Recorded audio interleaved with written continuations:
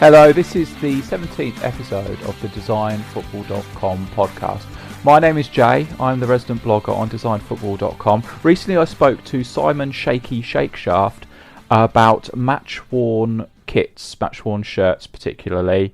Today I'm going to speak to a fellow shirt collector, that's from Shaky's point of view, a fellow shirt collector, Rich Johnson. People may be aware of Rich from the Football Attic website, a football nostalgia website. Hi Rich, how are you? I'm good, mate. How are you? I'm okay, not too bad. So you are a kit collector. This is a little bit strange for me because I always thought about you as a bloke that owns some shirts. When did you transition from being that, or have you always been a shirt collector, would you say? Not massively. I think I liked football kits as a kid, and I had my first one when I was about 12, which was a Cov shirt. But I didn't really get into what I would call properly collecting them till about 2006. I bought a few Argentina ones off eBay in the early 2000s when eBay became a thing. And I was desperate to get hold of an Argentina 86 one, and at the time you could get quite a few sort of, modern replicas off eBay. So I bought quite a few of those, but I still probably had about 10 or 15 shirts or something. And then the 2006 World Cup, when Italy won in that gorgeous shirt they had, I had to own one of those, and that was the first shirt that I kind of bought when I kind of thought, actually, you know what, this is worth spending money on. And then it kind of spiraled from there. But I think the main point where I crossed over from collector to obsessive was after I'd done the first Football Attic kit book. Because I'd done that, and I had 270 odd shirts in my collection at that point. So I was already kind of, obsessed. But then in the following year, bearing in mind that had taken me about 30 years to build up that collection, and then the following 18 months, I added about another 130 to the collection. So I kind of went a bit mental. Okay. So you mentioned a Coventry shirt when you were a kid. That was the first shirt. Which one was that? That was the 86-87 one, the blue and white stripes one we won the FA Cup in. Yeah, and then the following season. See, that's a good starting point, isn't it? If you have that as your first shirt, you win the FA Cup in it, and then the following season you had a version of the Hummel Denmark shirt. Is that what Coventry had? It is. One of the best shirts. Did you have ever. one of those? Did you get one? Did I get one? Yeah. I did, yeah, and I made sure. See, even then, I was quite nerdy about details, because even then, you could buy ones without the sponsor on it, and you could buy with the sponsor, and I made sure that mine had the sponsor on it. Okay. That's an interesting interesting brand of nerdiness, because some people would go the other way, of course. That's a subjective thing, isn't it? But the reason for that is because I wanted it to be as close to the real thing as possible. So I hated it when you bought replica shirts, and they didn't look the same. And that usually was down to not having the sponsor on it, especially on kids' shirts. You often found that they just didn't bother, and it used to really annoy me. So I think kind of 86 was around about the first time you could really buy shirts with the sponsor on. For instance, the one I bought from the year before, the 86-87 one, did not have a sponsor on it. It did not have Granada Social Clubs on it, whereas the following year it was the first one Cov had actually had with a sponsor on. Oh. Granada Social Clubs. I always think of that shirt as having Granada Bingo on it. Is that right? Yeah, the 87 to 89 one did have Granada Bingo on it, but the 86 to 87 had Granada Social Clubs. But I think we had Granada Bingo in the final of the FA Cup. In the FA Cup final? Yeah. Okay, that might be what I'm thinking of. Okay, so in terms of the amounts, you say 270 shirts in what year was that? When you made the first kit book? Yes. And so what year was that? That was 2013, I think. Okay. About April, May 2013 when the book came out. Okay, because because I remember coming on your podcast, on the Football Attic podcast with John Devlin in 2013, and it was like me and John, and particularly in your eyes, John, I think, were the experts who would come on the podcast and was going to tell you about shirts. But now especially with 270 shirts around that time, you know your stuff as well. I do, yeah. What I'm thinking of is 270 shirts by then. What would it have been, say, 10 years earlier? How many shirts would you have owned? Is this something that happened organically, or was it something that happened over the 10 years before or the 5 years before then? Well, no, because, I mean, like I say, I mean, that very much, I think 10 years before that, so that was 2013, so 10 years before that would have been when I bought my first shirt off eBay, which prior to that, I literally only had a couple of England shirts and probably about 5 or 6 Cov shirts, so I had virtually nothing. So 10 years prior to that, I would have had a collection in double figures, and that's about it, if that. So it literally, eBay accounted for a lot of my shirt collection, because you could just buy so much. And in the early days of eBay, you could pick up some real bargains as well, whereas people are a bit more savvy. I mean, I think it was about 2003 that I bought, it might have been 2002 that I bought my first eBay shirt, or 2003, can't remember. But not long after that, about a couple of months after buying my first one, I managed to get a Denmark 86 shirt, and that was about 34 quid. And there is no way that ever goes for 34 quid now. No, that's incredible. Yeah, that's quite impressive. And do you still have that now, or is that one that's been traded and then? No, I've still got it. You've still got that one. Oh, that's quite good. Okay, so back then, was there any? Because I wonder what the cause, what the effect is there. Because is it a case of, oh, what's this thing? eBay's come along. Oh, let's have a look at it. And oh, there's lots of things to buy on here. All football shirts. They look quite nice.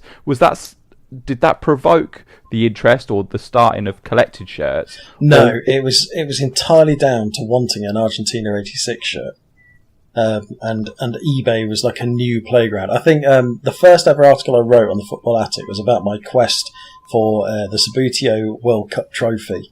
And eBay was the first place that actually I was managed to actually buy one of those things. Because, of course, prior to eBay and the internet, if you hadn't bought something when it was around, the likelihood of ever getting one was virtually nil, because it's like you just didn't have the outlets to find it. You'd have to physically go to places like car boot sales and hope that someone had got one.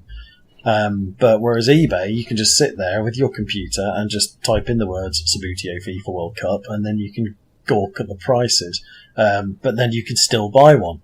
And that's the thing. So at that point, I then started to try and find an Argentina 86 shirt. And it was not long after that that I actually found the modern day replica versions. So it just sort of started from there. And I think I then started looking for other Argentina shirts. And then I think I then started looking at Cov shirts. And then it just and then I found the Denmark one. And there was like quite a few shirts from your childhood that you think, oh, I'd quite like one of those now. And now I could probably get one. And then it just kind of spiraled, really. When you say the Argentina 86 shirt, that's the original reason for getting into it. Have you ever owned one that you're satisfied with? Have you ever sort of fulfilled that quest? No, I have not. I have it twice. I've had an opportunity to do it. Once, and I will forever regret this, there was one on eBay, and a genuine 1986 player-worn shirt, and it had actually been worn in one of the matches as well, rather than just like on the subs bench or something. And I spotted it at about 1 o'clock in the morning on eBay, and it had gone on for £2,500. And I was umming and ahhing, I was trying to verify whose it was and sort of to see if it was genuine, and I agonised over it for about an hour or so. So I got to bed ridiculously late that night. It was a midweek, so I had to go to work.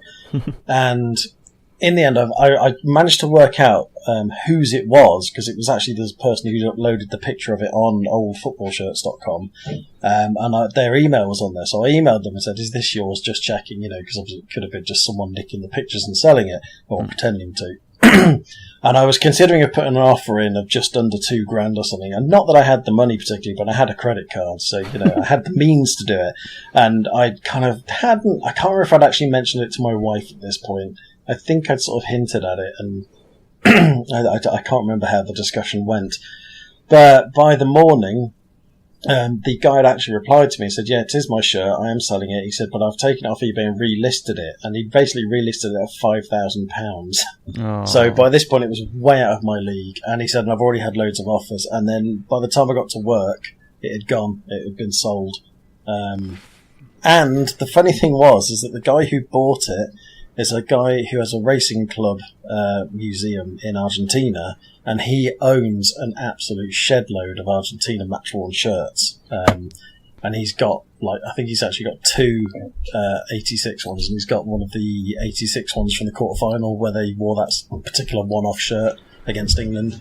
And he said, "Oh yeah, I got that one." So I was just like, "Oh, great, okay."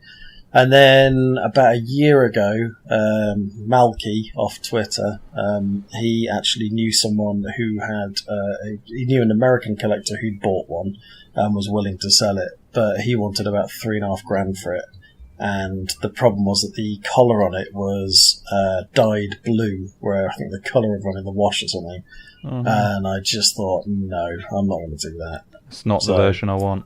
No, I just knew that if I ever bought one, it's like the one I do own of the 1990 World Cup, because I do have a match-worn shirt from there, that has got ink stains all over it, but I'm happy with that because I paid quite a low price for it. And it's like, I will take that because I know I didn't pay a ridiculous price, whereas if I'm going to pay, if ever I had the means to pay £3,500 for an Argentina shirt, then I would want it to be, as spotless and immaculate as possible. Do you think that the love of football shirts, the love of collecting football shirts, is down to the fact that you have never got the first shirt that you really wanted?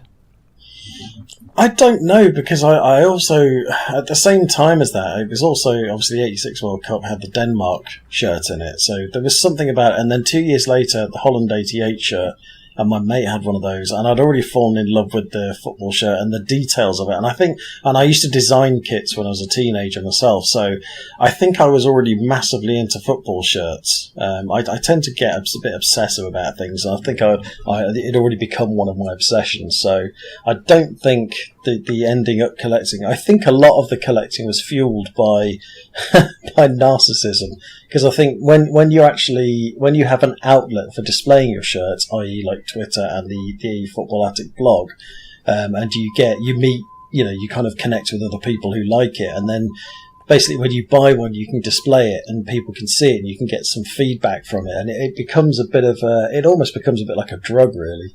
And you just kind of can't stop yourself at times. And then I discovered limited edition shirts, and that's like my downfall. That's like crack to me.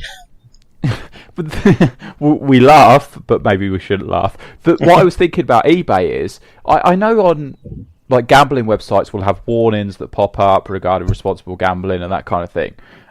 Is there anything like that on eBay? Because that's sort of compulsive purchasing of certain things, especially if it is something like shirts, anything that involves collecting, that can involve racking up serious debt, can't it? Yes, it can, and does. No, eBay does not. eBay basically has a thing which says, "Come and spend all your money here. Please go bankrupt." In fact, you know what? eBay really should have adverts for payday loan companies on there, just to complete the circle. I don't think that would help matters at all. Probably not, no. I do. It is a worrying thing.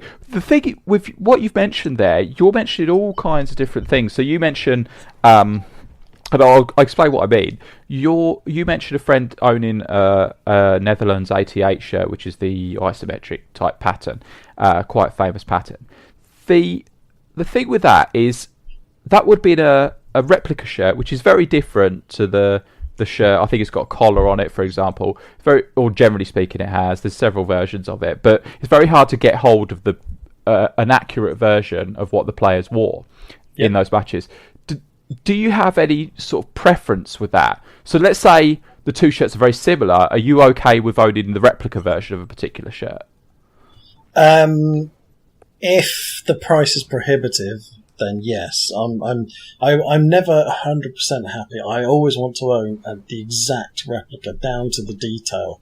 Like, for instance, I noticed the other day there was again, this is how anal it can get. I noticed on classic football shirts there is a COV 87 to 89 shirt, which is a player worn shirt. And I have a player worn shirt of that as well. But I noticed that theirs has the Hummel logo stitched and mine does not. And then you immediately think, oh, hang on a minute then, is mine not real then? But I know mine is because it's got the number on the back, and it's not applied number, it's actually a sublimated number, and only the actual player shirts had numbers on. And it does have a stitched badge as well, which obviously the replicas didn't at the time as well. Yeah. Well, there are different... I do get obsessed about details like that. There are different versions of shirts that players have worn. So Liverpool, most of the time, in the last time they won the league, I think, most of the time they'd be wearing the replica version on the pitch, but there were player issue versions which had embroidered badges as well. But they, for whatever reason, there wasn't enough stock, so I presume, so they did end up wearing the other versions quite a lot as well. But you're not so much... I mean, I look at your kit books and I see what sort of shirts you collect. Design is very, very important to you, isn't it? It's not so much the event, or would you say it's a mix of the two? It depends. It is a bit of a mix of the two. Basically, I will sometimes buy a shirt purely because I love the design. I don't care who it is or what it is. I will just sometimes love the design. Like, I think I bought... I'm trying to think, some Russian team, which I suddenly can't remember. Moscow, Lokomotiv Moscow, I think it is, which is like kind of got almost like a Pringle jumper pattern on the front in a sort of luminous red and green. Now, that was fairly cheap off classic football shirts, but I bought that purely because I loved the design of it. Whereas other things I've bought because they are limited edition versions of things, and I have to actually like the shirt sometimes. I mean, like, for instance, there was one that I was going to buy recently, which was, I think it's Genk. It's either Genk or Ghent, I can't remember. I think it was one of the two. And they brought out a sort of, a bit like the cultural Leonessa tuxedo shirt. Yeah. But it was like it's almost like a waistcoat on it as well, like a suit. And it looked quite cool, and I nearly bought one, but there was a bit of a delay from Subside. And then, in that time, I thought, actually, I'm not that bothered, because they never actually wore it in a match. And it wasn't really a proper shirt. They kind of brought it out for the parade, their victory parade. And to me, it's like, well, that's not really a football shirt then. If they didn't ever wear it to play football in, or if it wasn't ever issued as a football shirt, because obviously you get some third shirts that never get worn, like, say, England at the 86 World Cup. But if it was never actually intended as a football shirt, as an official release football shirt, if you see what I mean, then it kind of, I don't know, there's something about it, and I just think, I'm not really bothered about it then. Yeah, well, you might as well... you might as well collect like pre-match tops and things. Yeah, like that. exactly. Some of the designs of them are pretty good, but yeah, it'd be a strange thing to collect. But you do go for a lot of these. I think a lot of collectors might look at them and be a bit snobbish about them. So the thing with the muscles, whatever team that is that one that you've got your eye on, or have you managed to buy it? I've already bought one. In fact, had the post office not screwed up the delivery address on it, I would have it today. Because I ordered it last week, but apparently, according to the Royal Mail, it's been sent to the North Coventry postal office and not the South Coventry, which is my delivery office. So it's still sitting there, being mis-scanned 3 times. But yes, I have that. CD plenty. I've actually bought the shirts for that. The shorts for that one as well. Yeah, I did see they had shorts to go with it. So I don't often buy shorts, but I did buy them for the 1860 Munich Oktoberfest shirt last year, because the shorts were Lados and style. Yeah, didn't they release, one of the teams who do that kind of Oktoberfest type stuff, they released socks as well that had a weird sort of woven pattern as well, didn't they? Yeah, they did. 1860 have done quite a few Oktoberfest shirts. They've done for about the last 4 years, and they usually release them with some kind of weird socks as well. But I can't remember if you could actually buy the socks. I think you might have been able to. Because I don't think it was this year, but I think last year they did it. And it was like a kind of very knitted pattern, like a very intricate knitted pattern. But they're very expensive, and I'm not that fussed about socks. No. So do you own any socks? I mean, I understand you probably wear socks at work and that kind Jesus. Of thing. Now you tell me. Well, you can stop worshipping me now. I'm not really. I own a couple of pairs of socks. I think I own a pair of Cov socks from the 86-87 season, because I bought them at the time. I did actually have the full kit for that, but the shorts had to go back because I was kind of in between sizes, because I was at the end of the youth sizes, which were too small, and then the first small adult size were massive, so I ended up taking those back. But I do still have the socks, and I've got a pair of Argentina socks from the last World Cup away kit that they had. But I think I just bought that because I liked the whole kit, because it was really nice. and I had like a voucher for kit bag or something, so I just bought the socks as well. But they're really tight. They're ridiculously tight. I actually put them on once, and I think they're almost like compression socks. But they probably, I think that's probably part of it now, isn't it? That they're meant to be super tight, and also designed for people who play football. So, yeah, but I actually have very good legs, so you know. Oh, okay. That's good to know. You sound surprised. No. So, moving up the body then, shorts, is that, generally speaking, yeah, that's the area I want to move to now. You always do. Yeah, the shorts, so shorts, not generally something that you go for? No, not really. Okay. I have a couple of pairs. Again, I'm wearing a pair of Argentina ones right now. I've got a couple of pair of Argentina shorts, and I've got a pair of St. Etienne ones, just purely because they're nice and green. Okay. And that's about it, I think. Well, what year are we talking about? Are we talking Adidas shorts? What, the St. Etienne ones? Yeah. Yes, they're only a couple of years old, about 2013, I think. Okay. All right, just a nice pair of shorts. Okay. Yeah. Excellent. So, the first shirt in your collection, let's say, was the Coventry shirt. You moved into, say, your 20s and so on. You mentioned 2003. What was that shirt that you bought off eBay? It was an Argentina one, which was... Now, I bought it because I'm quite anal about details. Now, the 1990 World Cup shirt that Argentina had two blue lines on the collar. And all the replicas at the time did not. No. They just had a plain white V-neck. Now, this is the thing, you see. I couldn't actually find anywhere to buy an Argentina shirt in 1990, even though I really wanted one. But it subsequently turns out, I could have actually bought one through mail order at the time, I think, because I think Sports Scene had them, but I think they were quite expensive, and I don't actually remember seeing any adverts for them in Shoot or anything, although they must have had them. Actually, no, I think I'd stopped buying Shoot by 1990, that's why. What with being 15, so. But, so at the time, the replicas were kind of obviously not the same as the actual shirts that the players were wearing for that World Cup. And I managed to find on eBay this shirt, which was basically, like I say, had the two lines on the collar. And I was like over the moon. So I was like, well, that's clearly some form of proper replica. And I think it was from Argentina. I was like, well, so I bought that and I paid about 57 quid for it. And then it was only years later that I realised the badge on it actually had the blue background that, say, the 86 badge did. And the 1990 World Cup shirts did not have that blue background. So I then realised that it wasn't from the 1990 World Cup. I mean, I also then subsequently found the 1990 World Cup shirts also had the Airtex material. So so then it was like kind of, well, what the hell is this shirt? And in the first Football Attic kit book, I actually wrote that I was very chuffed about getting it, and then it turns out it was probably never actually worn by the team.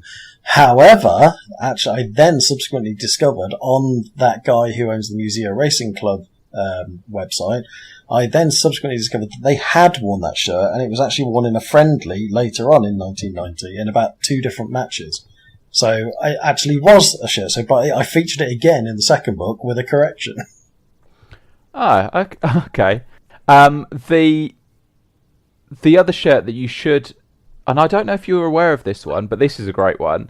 Argentina played against Lidfield. Do you know about this? Yeah, I do. Well, that shirt was on Shirts of Excellence for a while. The blue one that's basically the Netherlands 88 design. Yeah, that was on Shirts of Excellence for about 450 quid, I think, for a time. And again, I briefly considered buying it, but then someone else bought it. And I think it might have been the bloke in Argentina again, because he's got one.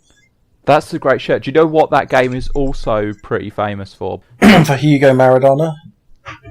For what? Hugo Maradona. He played? Yeah, Hugo Maradona. What, his brother? I'm sure he said. No, it was... I did not. He did. Is that right? He played his brother or his cousin played in that match? I'm sure he did. Okay, I think you've dreamt that. I have not.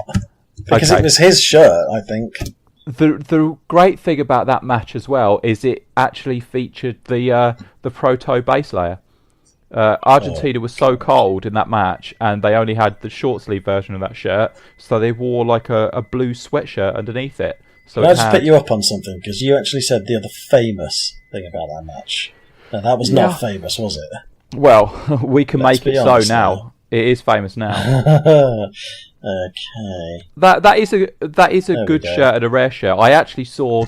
I think Classic Football Shirts had the number 10 shirt on sale, and Diego Maradona actually didn't play in that game, and so there was no number 10 shirt worn. So Classic Football Shirts, I would argue, actually had Diego Maradona's shirt for that game in their possession. And well, the funny thing is that Musea Racing Club, the version of that shirt he has got is the number 10. Oh, it is the number 10. That's not Hugo Maradona's shirt. No, it's not. It's just a Diego Maradona, but I'm sure there is a game that Hugo Maradona played in. I thought it was that one. I don't even know who the hell Hugo Maradona is. I don't think he's a real I'm going to have to find out. No, he definitely is. I'm going to look him up now. Hugo Maradona. There we go. Hugo Maradona. There he is. There's Hugo Maradona. There you go. He's the brother of legendary Diego Maradona. There you go. See? And he played for Argentina. No, he apparently didn't. So there you go. Well, it wouldn't be classed as a full international, would it? No, obviously. So it wouldn't be classed as an appearance for Argentina. Okay. I mentioned to you earlier snobbery in football shirts. Is there any sort of shirt... I've got two questions on this subject. Is there any shirt you would not buy... I've got three questions on this subject. This is like Spanish Inquisition. Is there a... you haven't got plans. You haven't got dinner plans, have you? At some point, yeah. Is there any club shirt that you would not buy, even if you love the design? No, there is not any club shirt that I wouldn't buy. So, do you have? I don't know who the rivals of Coventry are. Aston Villa, I suppose. Do you have any Villa shirts? I do have a Villa shirt because I've got the 87-89 shirt that they have, which was the Denmark one as well. Now this is what you need to explain, because you get this shirt in as many different colorways, let's call it, as you can, don't you? I do. I try to, yeah. So what teams? So list the teams that have had that design. Oh my god! And tell me if you've got the shirt or not. This has now turned into about 10 questions, hasn't it? So obviously Denmark, which I've got the home and away version of it. Villa had it. I've got the home version. Haven't got the away. Southampton had it. Haven't got that one. They only had it in the home version. Cov had it in the home version, which I have. I'm trying to think who else had it. Hellas Verona had it, and that is a gorgeous shirt, which I do not have. But that is beautiful. That's what is that? Blue and yellow. Blue and yellow. That looks amazing. Okay. Lots of non-league sides had it, or sort of lower league clubs in either Germany or Denmark. It was a teamwear shirt as well. Yeah, it was very much a teamwear shirt. And this is the thing, so was the Netherlands 88 shirt. Apart from being worn by USSR and Holland, that was also a massive teamwear shirt, because so many German lower league sides had it. And it's one of the greatest shirts ever. It is. Regarding the Denmark shirt, which is that's the pinnacle of that shirt, the original Denmark version, do you know that there is a version with the blue Carlsberg sponsor on it? The actual Denmark one? Yeah. I have seen them. I have seen them floating around at times. But you've never owned one? No, because I don't feel the need to. Because that annoys me, because they wouldn't have actually worn that in a match. Ah, of course. Okay. That's a form of snobbery, isn't it? That is more attractive to me. It's not snobbery, it's just accuracy. It's just my personal obsession. I want things to be as close to the actual real thing, if you like, as possible. Because, for instance, you can get the Germany 1990 shirt sometimes with an Opel sponsor on it, which probably was more like a training shirt, or maybe ones they wore for promotional stuff, but they never actually obviously wore it in a proper match. Okay. I personally, that would be my favourite version, because Carlsberg is such a great sponsor as well, and it's tied to... Obviously, it was a Liverpool sponsor for a long time, so I've got a soft spot for it for that reason. But it was Wimbledon's sponsor when they won the FA Cup around that time as well. So yeah, that version would be great. The other thing you need to get is the half and half shorts. Have you tried to get those? I know you're not massively into shorts, but would you be interested in those? I mean, well, They would be incredibly hard to get hold of because they were probably never actually released as a replica, and of course they were never actually worn in the World Cup either. So they were only actually worn in team shots because I'm assuming Denmark probably played in that kit other than at the World Cup, but I don't know when they did, and the half and half shorts were not allowed at the World Cup. No, and I've looked through a lot of pictures of Denmark around that time, and I can't find them wearing those shorts. No, the only time I've ever seen them is on a Sabutio version of it, and also on one particular team shot, I think. And yeah, well, the one where they've got where they're wearing the Carlsberg sponsors, they're wearing the half and half shorts on that. See, I'd like to know more about the actual history of things like the Carlsberg sponsors. Like, what why do they have that there? I mean, well, I suppose it's like the island ones. Yeah. Except, of course, the island ones you can only buy replicas with Iracom or whatever it is on them. Yeah, it's 3 now. But it's 3, isn't it? That awful logo. Oh no, wait, that's their crest. Oh. Okay. So my next question then is. The question was, is there a team that you would draw a line and say, okay, even though I love that shirt, I'm not going to buy it because I despise the team and what they stand for is everything I'm against. But you don't have principles in that way. Is that fair to say? I like the way you brought it down to principles. No, I don't. Even if it was a Hitler 11, I would still buy the shirt. That is good. No, that's not quite true. Actually, I don't know because they're quite rare, you know. I haven't got that one. The only existing ones were in some bunker somewhere. No, I mean, actually, to be fair, if there was a Ku Klux Klan football team, then no, I wouldn't actually buy that. So, you know, if they had, you know, kind of very extreme political affiliations, I wouldn't buy an ISIS football shirt, for instance. Thanks for listing all the offensive groups that you wouldn't buy a football shirt. I think there's probably more. I think I only listed 2. Okay. I mean, the Hitler Youth must have played some football matches. I'm sure the Hitler Youth. The funny thing was, for a while, you know, obviously the Escape to Victory game. You could buy. I think it was Toffs that made it. You could buy the Nazi shirt. Yeah. That they wore, but now they don't stock it, and you literally can hard to find anywhere because I think for some reason people don't like the idea of it. Well, yeah, it's become politically incorrect, hasn't it, really, to wear, like, Nazi... Prince Harry killed it, really. By wearing a Nazi uniform to a party, he killed it. Up until that point, there was still a degree of acceptability to the Nazis. Yeah, exactly. But as soon as Prince Harry adopted it as his chosen costume, that was it. All credibility gone. Yeah, that's the way these things work. Okay, so my next question, then, is there any brands, maybe through experience... where you've bought it and you found the quality is very bad, or you perhaps they an association in some way that is negative that you wouldn't buy a shirt of? Again, I don't think there is a single shirt that I wouldn't buy. I think there are certain things I might think twice of, but I've never really found any of them to be that bad quality-wise. There are obviously some which are nicer than others. For instance, like I think Macron, when they first kind of were getting more known amongst clubs, I think they're generally the quality was regarded as a bit cack. But I mean, I never really liked Pony, but I mean the quality was okay. But I tell you what, it's more an era thing, because I think in this sort of late 90s, the general material that shirts were made of seemed to be quite rough.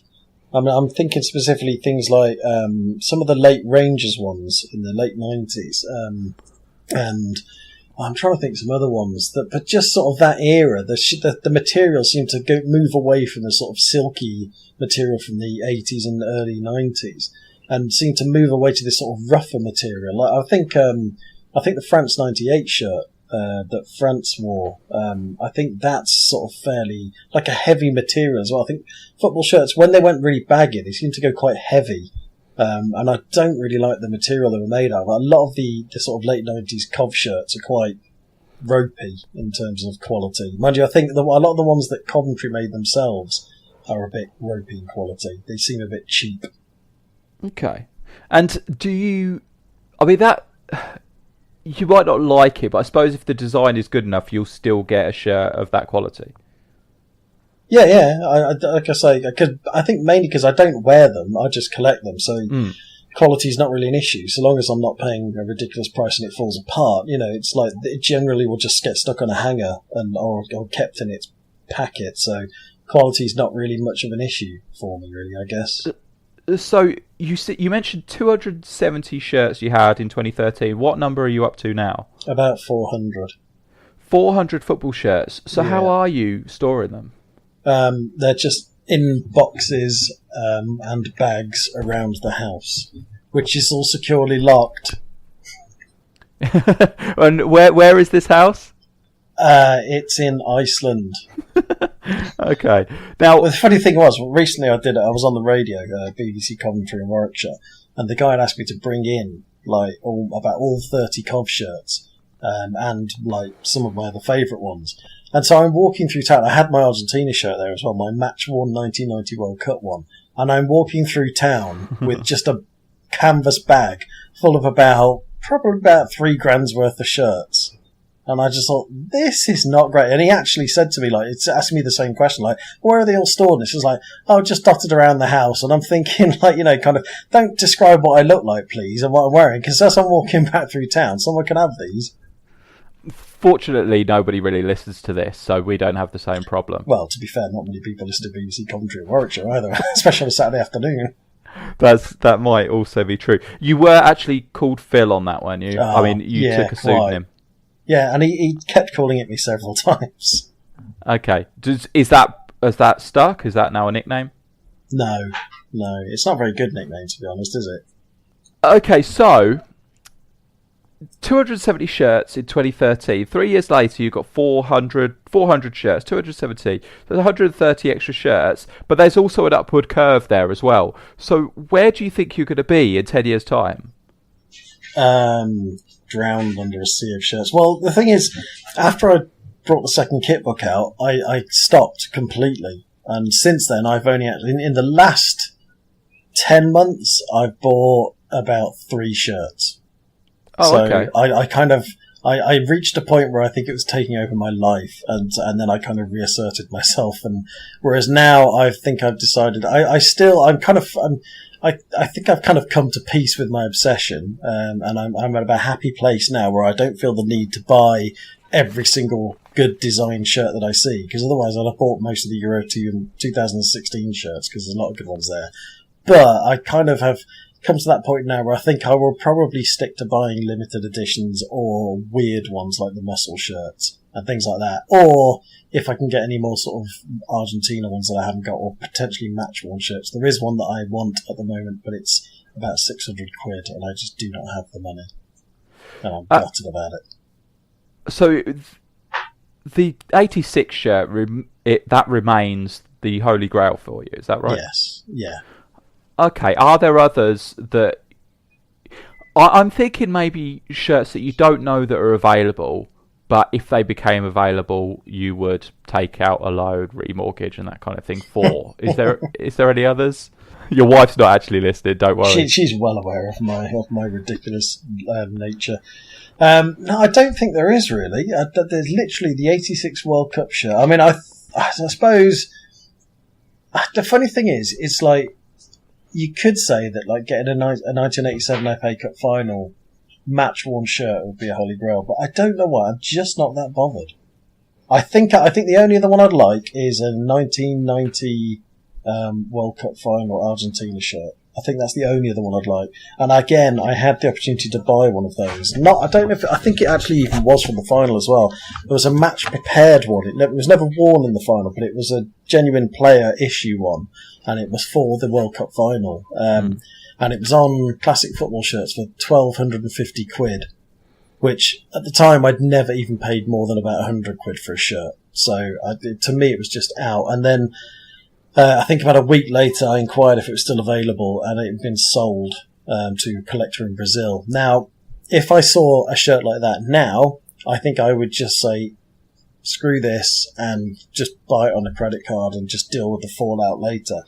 because it was, a genuine. I mean, that from the World Cup final as well. Okay, never actually worn, but it was pristine as well. And those things, that's the only one of its kind I've ever seen for sale. That's something that I spoke to Shaky about. Given the choice of a shirt that was in the perfect match condition or a shirt that was worn in a match, I would probably go with the perfect one, the one that hadn't been sullied by having a footballer in it. I would always prioritise the design over the event, I would have thought, unless the number was really like a really horrible number, like a 13. I don't think I'd want a shirt with 13 on the back.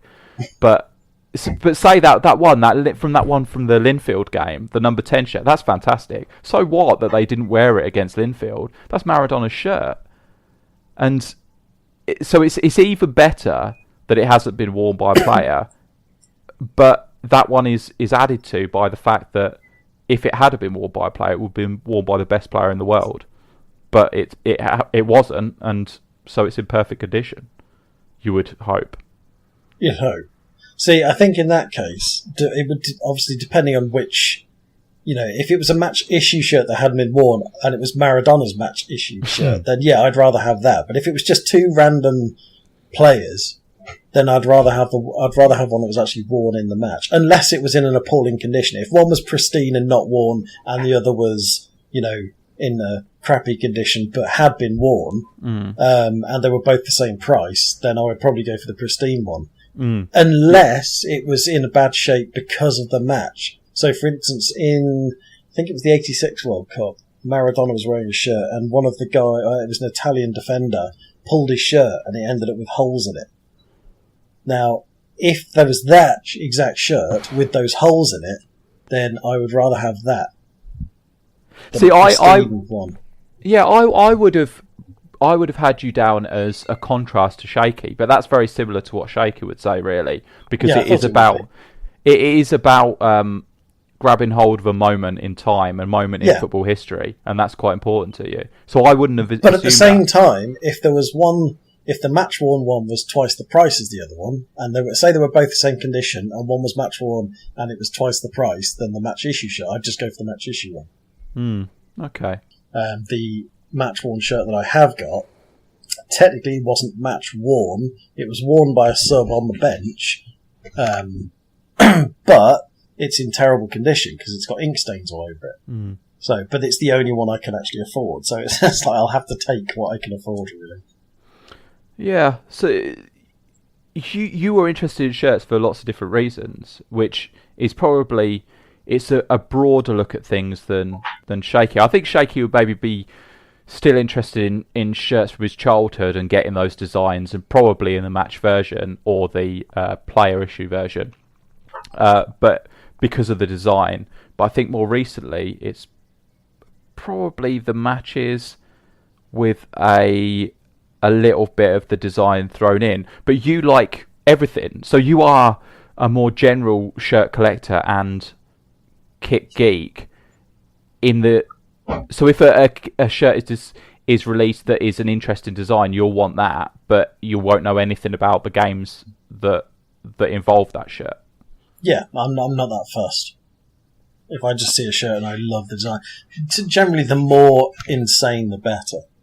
For instance, I mean, this is the thing. A lot of kit collectors, like you said earlier, very quite snobby about limited edition shirts, and the concept of limited edition shirts, and also the whole kind of ridiculous shirts like the broccoli shirt and things like that. I, on the other hand, absolutely love that shit. So the shirts I'm thinking of. The broccoli one. Do you know what team that is? La Jolla Loca. La Jolla Loca, and have you got the? I think it's a Galician team, isn't it? Who had the beer? Have you got that? No, I didn't have it. Well, the funny thing is, again, the reason I didn't buy that is because they weren't actually match shirts; they were training shirts. This is what nobody said at the time. So they weren't actually match shirts from what I read at the time. They were literally just training shirts. And I think maybe the goalkeeper one, which I think had the octopus on it, was a goalie shirt, which again, for some reason, I'm not that fussed about. But yeah, I don't think they actually wore them in matches.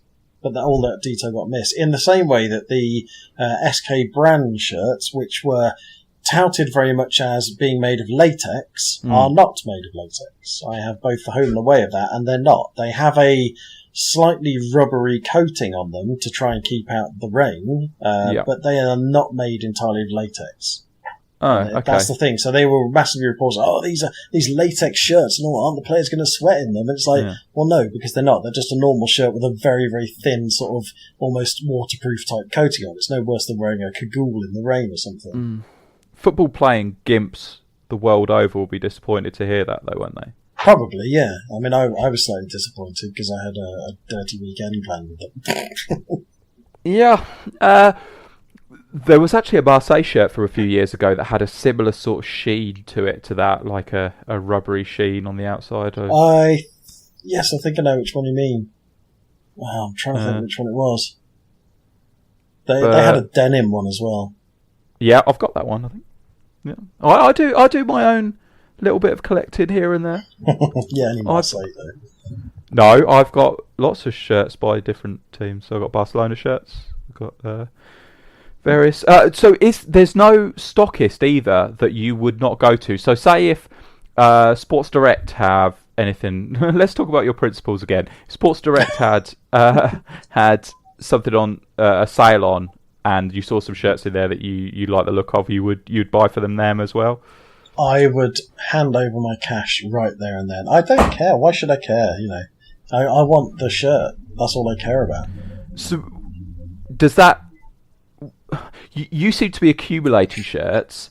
Do you trade a lot in shirts as well, or is that not really something, a world that you're involved with? I don't really trade in them because most of the ones that I buy, I tend to have bought. Apart from, the thing is, the ones that I've bought, which have got any real value to them, I generally want to keep. The ones that don't have a huge amount of value to them are ones that I've just sort of bought because I quite like the design, and therefore couldn't really sell them for much, especially with classic football shirts existing, because a lot of the ones I bought from there, and you can still buy them from there, and you can buy them quite cheaply. So it's like a lot of the shirts just aren't worth the hassle of selling. I do actually want to try and reduce my collection though, because I just have too many. So I did actually go through my kit books that I'd done and sort of almost with a mental red pen marking which ones can go. So if anyone wants to buy any, I've actually been trying to sell that blooming Netherlands 88 supposed third or away shirt on eBay for ages, and nobody wants to buy it. So yeah, this is the thing where it strays into fantasy. So there must be occasions, and you're a good example of someone who would slip into this. If I ask Shaky this question, Shaky would probably say, no, I don't get anything wrong. So Shaky would make sure and be 100% happy in his own mind. No, sorry, not 100% happy. He would be objectively happy that every shirt he bought was genuine and it had the provenance was correct, and what the shirt when he was buying a shirt, what he was buying it as is actually what it is. Do you care so much about that, do you think, or are you willing to believe a story a little bit more than some collectors?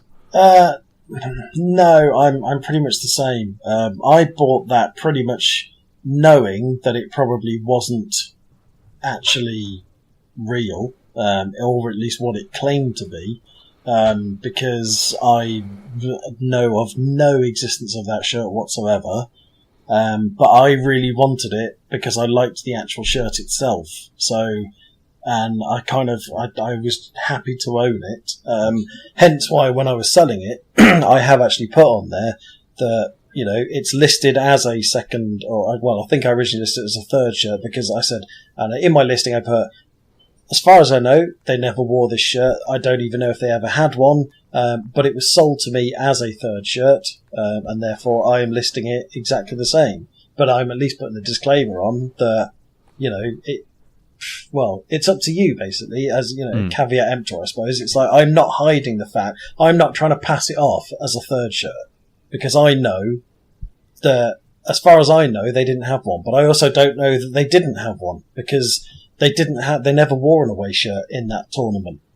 So we never actually got to see it. So It could be real. I don't think it is. I don't think they actually had an away shirt like that, because they traditionally had a white away shirt at the time, and did straight after the tournament and did before the tournament. You know, admittedly they only had that 88 style shirt at that tournament and not before and not after. So they could have done, but there's no evidence for it existing whatsoever. So I will not say to people, this is an away shirt or this is a third shirt, because I have no proof of that. So I would never sell something by, sort of saying that. For instance, I've got I think it's the Lazio one that was released a couple of years ago, which the one with the sort of eagle. Big eagle. Yeah. Now, I'm pretty convinced that the one I've got is not a genuine shirt, because there are several details on it which don't look right to me. And if I was selling it, I would list it as, in effect sold as seen. It's like, I'm not entirely sure this is genuine. However, it's identical apart from a couple of tiny things. And the majority of people buying it wouldn't care, because as far as they're concerned, the thing is, I could easily sell that as genuine, because unless an absolute kit nerd like myself is looking at it, they wouldn't know, and they would buy it, and they would believe for the rest of their life that it was genuine. Yeah, but you still bought that Netherlands shirt. So I did, yeah, but that's because I like the design of it. You like the design when it's got the KNVB crest on it as well, though. Yeah.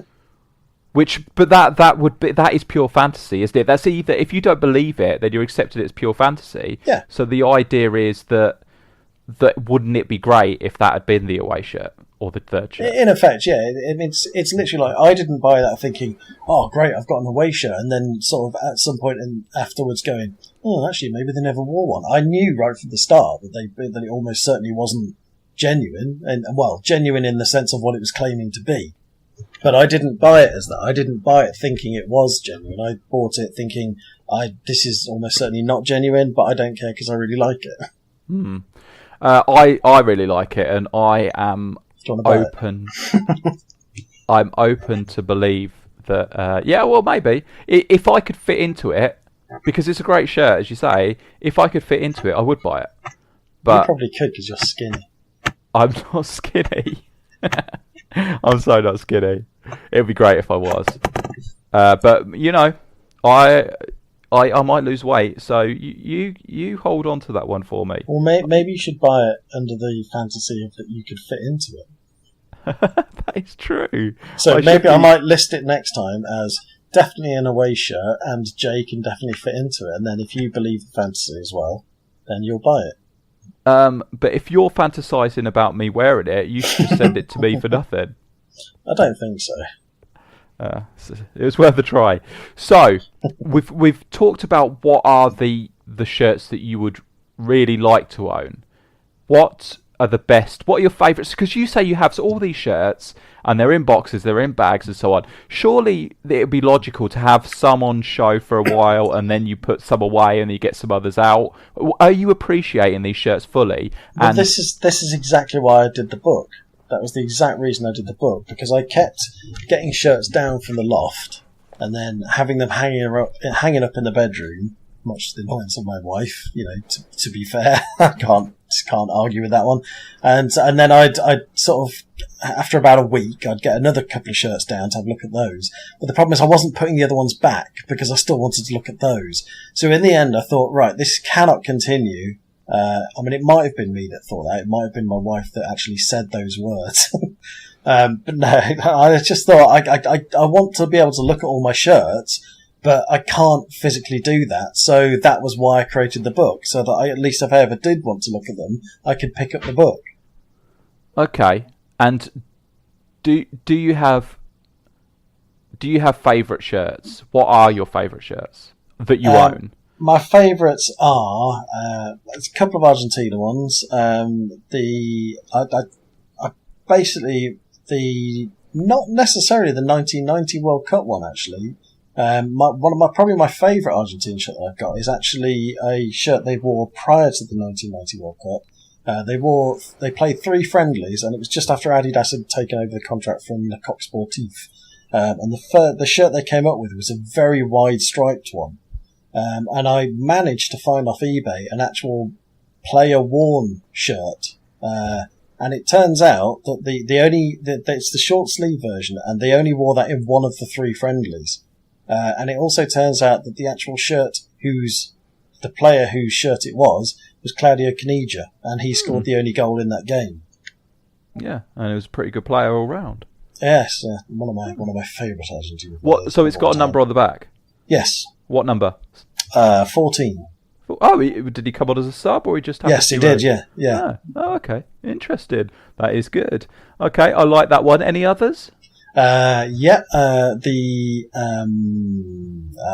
have another 1986 replica, which is incredibly accurate, but there's a couple of tiny details which prove that it's not a genuine shirt, but it looks really good. The holes on it are really big. Not the right shape, but they're really big. So it looks really good. The badge isn't quite right, but it's the most accurate replica I've got. So that's also a favourite, because it just looks ace.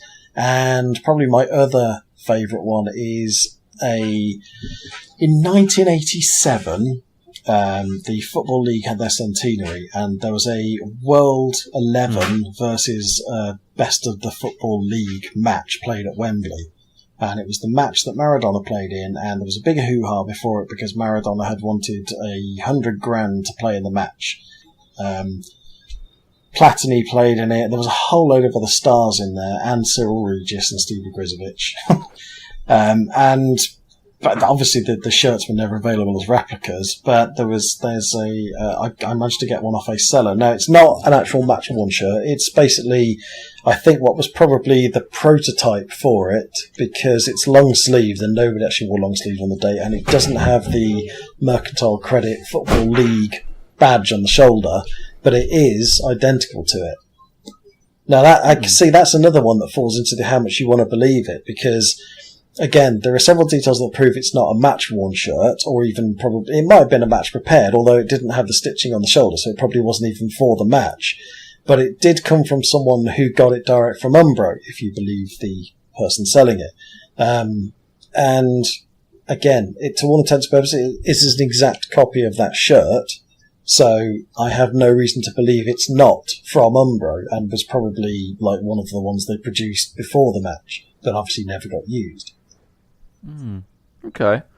The one that you haven't mentioned that I would have thought of is that Bayern Munich shirt with my name on it. It literally has your name on it. Yes, what happened there?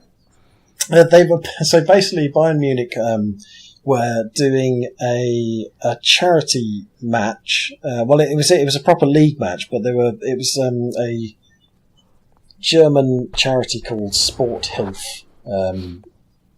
Which I don't know what that means. I don't know if it's Sport Life or something. I don't speak German. And so basically anyone who ordered one of the shirts would have their name on the shirt. Now, that's not a case of like having it on the back as a player name. Literally, the front of the shirt had like a triangle on it, and the back of the shirt had a big square panel on it, which were basically all the names of the people who bought one of the shirts. Now, I had to get one, even though I wasn't a particularly great fan of the actual shirt design at all, purely to know that Franck Ribéry, that's my French pronunciation there, Franck Ribéry, actually took to the field with my name on the back. Because that is just like kitten nerd heaven. Because it wasn't, like I say, it wasn't just a case that the replicas would have it. All of the shirts that the players wore would actually have those names on it. So anyone who bought one actually had the Bayern Munich players on the field with my name on there. I think you'll find what actually happened was there was an issue with the printing, and the players just had name, and but when they sent out the supporters ones, obviously they managed to get them printed up correctly with all the supporters' names on it. So it was close. You almost got it, but Shush now, boy. That has got to be a quest, though, hasn't it? Now to prove it, because you've got the replica version, but that only tells you that your name is on the replica version. You now need to get a match-worn shirt from that game, which was probably auctioned off for thousands. Yeah, yeah. And get hold of one of those, and then you can prove that Franck actually did have your name on his back. I'm just going to believe it. You're just... and we've come full circle. Okay, Rich, that has been fantastic. Thank you for talking to me about your shirt collecting ways. Has this been enjoyable for you? It has, Phil. Now, there is actually one more shirt I want to talk to you about, Phil. Let me guess, is it the France shirt? It's the France shirt. It's the shirt France wore against Switzerland. And now you've seen the shirt I'm talking about, I'm sure. I have, yeah. The one that doesn't have the coloured sleeves on it. Well, it does. It actually does. Well, yeah, sorry, that doesn't have the proper coloured sleeves as it was supposed to be. Yeah, so this... People who have listened to the last podcast with Colin Ford, in that podcast, Colin mentioned England. The England shirt would have been better instead of having light blue sleeves if it had off-white sleeves. And that's basically what France wore. They wore a white shirt with off-white sleeves, but when you look very, very closely, the sleeves are actually a very, very pale red and blue, like their standard away shirt. And it turns out that the shirt that they wanted to wear actually breaks or contravenes UEFA rules on what can be worn in the tournament. So they've had to go with what, on the surface of it, is a plain shirt. Now, that is going to be a sought-after shirt now, surely. But what I don't get with that is that they would have known that before. Someone surely would have pointed that out before the tournament. The thing for me is... They can't have just rocked up at the stadium and some bloke from UEFA walked past and went, hang on a minute, that don't look right to me. Well, I mean, they wouldn't have been able to get those, whatever those replacements are, in time. And they are weird shirts. That's a strange way to replace the shirts. Because that has been... I'm sure people are saying that they've put them in the wash and bleached them. And I don't think they've bleached them. I think that is a completely new bespoke generally shirt. You can't really bleach polyester that well. No. Doesn't really reduce the colour, it just takes the colour out completely. Yeah, I think he would have noticed that they would have looked like they were wearing tie-dye shirts or something, I think. Yeah. So I don't think that's happened. They've actually constructed a new shirt. So that, I don't think that happened in the few days before the game. That happened when the shirts were submitted, but no one's been told about it. Yeah, which is what's weird about it. It's weird, but also it could be argued that the decision was taken, no, let's not tell anyone that this shirt that we've been marketing for 6 months isn't actually going to be worn in the tournament, because that might affect wouldn't sales. Buy it, would they? Yeah. Well, they'll probably wear it after the tournament anyway. They in friendlies, but I don't think... I don't know if they'll be... Well, right, so they would not be able to wear it in qualification either. Possibly. UEFA are in control of the qualification for the next World Cup, so I'd imagine the rules will be very, very similar. So that shirt is now an X shirt, I would have thought, for all intents and purposes. And this new thing, which is, it on the surface looked great, but if you look up closely, it's absolutely hideous, because you have a sort of a creamy blue on one sleeve and a creamy red on the other sleeve, which doesn't look great. So yeah, but would you want that shirt? This is an interesting thing. That design. Do you like the design? And if you don't like the design, would you still try to get one of those shirts? I'm not massively fussed about the design. I'm not a massive fan of that particular template anyway. However, if I saw one on for sale and it was, not a ridiculous price, which it obviously would be, then yes, I would want to own one purely for the history of it. It's we'll see. We'll also see if it's worn again. It might well be worn again in the tournament. We'll wait and see. Well, I mean, as I've pointed out before when I've talked about kits, the Coventry wore a replica of the 1987 FA Cup final shirt when they played 25 years later against Southampton in the third round, and got whooped 3-0 by Southampton, which kind of ruined the whole thing of the shirt there. But I managed to get a player issue shirt, which, despite already owning 3 copies of that shirt, I still bought purely because it had the sponsor on the front, which the retail versions didn't. That's the only difference. The retail version is identical to the player issue version, apart from the fact the player issue version had the sponsor in it. But I still paid 140 quid. And then the annoying thing was, the following year, they wore it again, completely devaluing it, and we got whooped by Tottenham that year, completely devaluing it further. But I also managed to find a player issue version of that shirt, which was slightly different again, because we had a different sponsor on the back of the shirt. But the weird thing is that the player whose shirt that was supposed to have been, when you look at pictures of the match, he didn't have a sponsor on the front of his shirt. So what's that all about? These are the trials and tribulations of a football shirt collector, I think. Indeed. Well, again, that was probably a match-prepared one, but for some reason, when he actually played in the match, he didn't have a sponsor on the front. Did on the back, but didn't on the front. That was Leon Clark, I think. Ah, interesting. Weird. Cray-cray. It is certainly cray-cray. Totes cray-cray. Indeed. Rich, this has been wonderful. I've enjoyed it immensely. I know so much more about you as a person, I think, and shirt collecting. So that's been great. Have you enjoyed it? I have, yes. It's been much fun. Excellent. So we will talk again. You seem to lend yourself well to this football kit podcast game. You should maybe consider going further with it. Really, should I? Well, now you mention that might well be happening. Oh, really? Yes. Please elaborate. Well, me and Chris have been talking of late about potentially returning to doing Football Attic podcast, but not dealing with nostalgia, because we kind of talked about every single possible nostalgia subject there is. But we did enjoy doing the 50 greatest football shirts. I mean, especially the two people we had to work with. That was the best part of it, definitely. Yeah. And that was, for me, the most favourable part. And actually Chris said that with Euro 2016, it's given him a new love of football kits. And I think he said, because he'd actually been on some other football kit podcast with the guy called Jay, he said he really enjoyed that. So he said that we might come back as a Football Attic podcast, but concerning kits. So that'll be probably talk a little bit about modern kits and a little bit about old kits as well. Oh, okay. Interesting. You found a gap in the market there, did you? Well, there used to be a gap, but someone came along and filled it. But we kind of, we thought we could possibly provide an alternative viewpoint. Okay, we'll see. Bring it on. We got beef, man.